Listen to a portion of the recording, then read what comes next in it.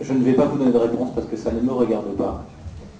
Moi, mon métier, c'était, si le métier que je me suis auto-attribué il y a quelques années, c'est de prendre des images et de démontrer qu'elles étaient fausses.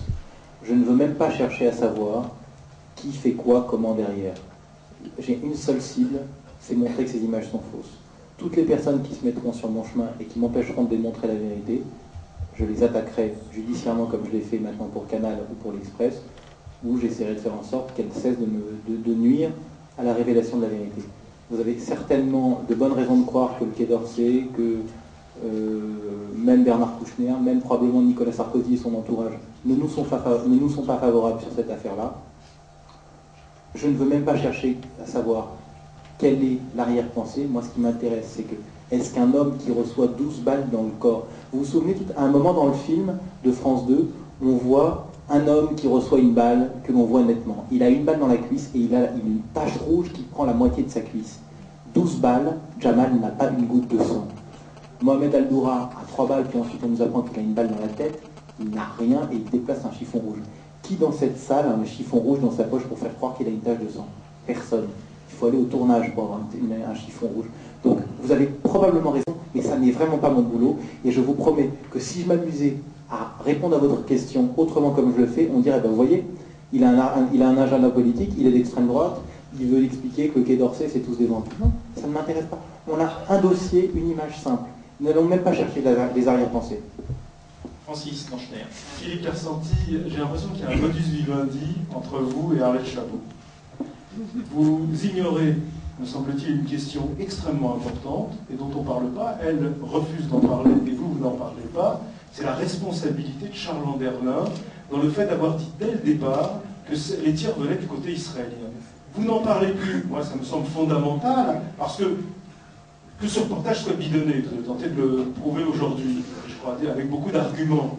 Je crois qu'aussi, ce qui est important, c'est aujourd'hui, dès le départ, le témoignage, l'affirmation sans preuve de Charles Anderlin, selon laquelle les tirs venaient du côté israélien, a été dévastateur pour l'État israélien. Alors, je suis d'accord, mais je suis désolé, cher Francis, vous n'avez peut-être pas tout vu dans ma présentation, mais j'ai montré que les témoignages sur lesquels s'appuyait Charles Anderlin pour dire que les Israéliens avaient tué le père et l'enfant, enfin tué l'enfant et blessé le père, étaient des témoignages totalement fantaisistes.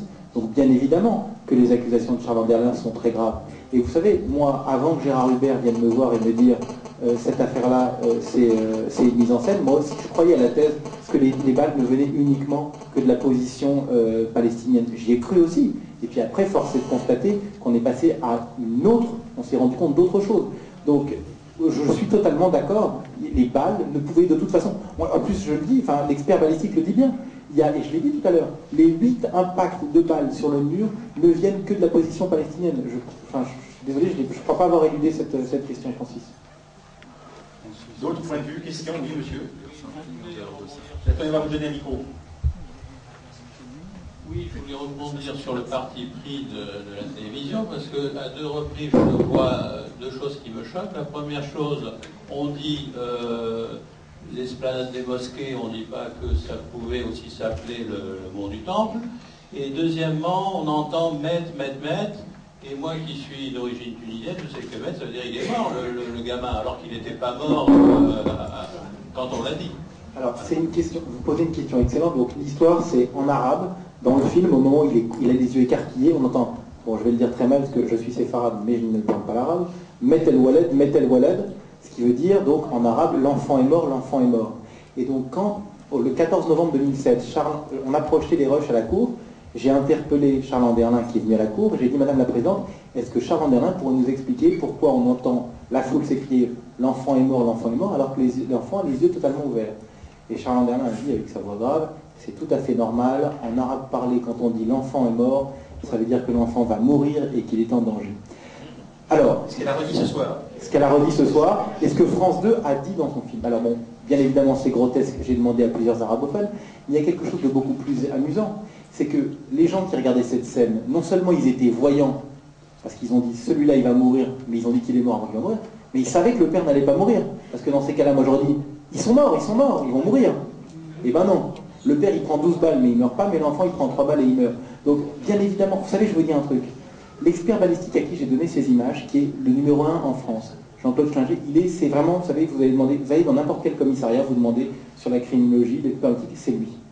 Quand il a regardé les images, il en a eu marre, mais vous êtes ridicule, c'est grotesque votre reportage, c'est grotesque. Il me disait, mais c'est n'importe quoi, ces images sont stupides, il n'y a rien qui soutient les accusations de France 2. Donc c'est pour ça que la commission d'experts, si elle est faite de façon honnête, je peux vous dire qu'on va dormir tranquille et que l'histoire nous donnera raison rapidement. Maintenant, il faudra voir la composition.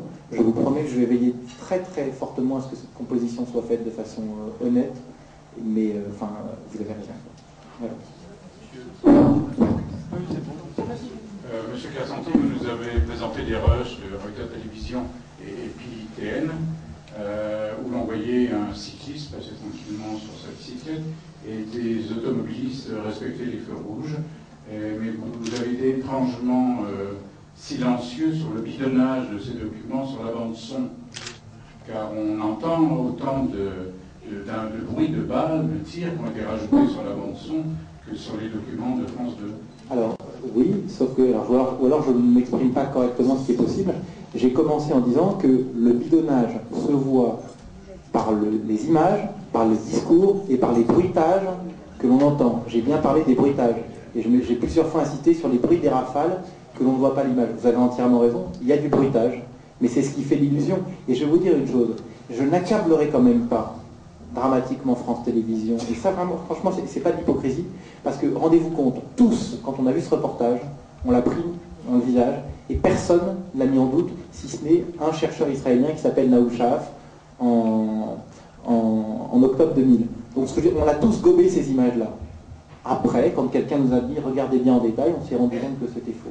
Mais oui, mais le degré de manipulation qu'on est capable de faire avec les images est très fort. Vous savez, moi, j'aime bien faire un test je peux faire un test rapide, si vous voulez, sur la capacité que j'ai à vous manipuler en 30 secondes dans cette salle. Si vous voulez, on s'amuse. Mais ça va être très très rapide. Pour ceux qui la connaissent, ne le faites pas, mais ça va être très rapide. Quelle est la couleur de ce papier? Quelle est la couleur du fond? Quelle est la couleur de ce papier? Quelle est la couleur de ce papier? Que boit la vache? Si la vache boit du lait, eh ben, je pense que c'est pas exactement ça. Mais voilà. Voilà. Donc, ok. Est-ce qu'il y a d'autres questions? Écoutez, si vous êtes d'accord, s'il n'y a pas d'autres questions, on va faire revenir Arlette Chabot. Je vais tenter de résumer ici. Oui, on va faire revenir Arlette Chabot. Et attendez, bien, allez-y.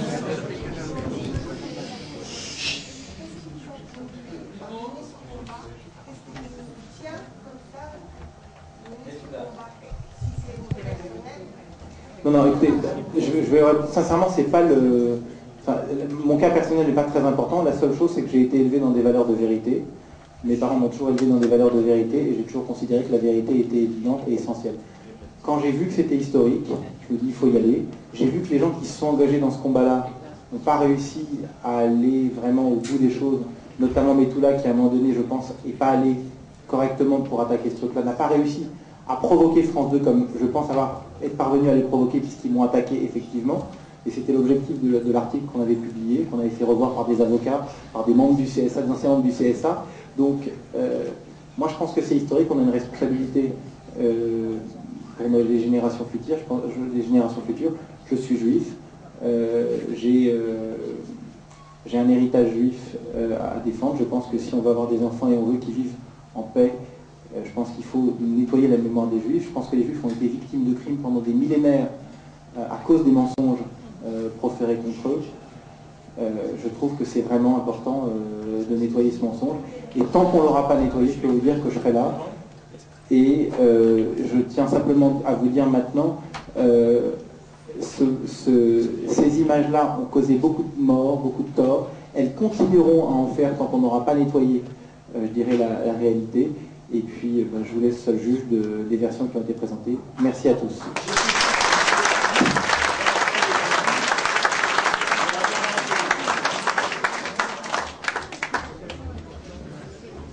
On va faire donc revenir Arlette Chabot.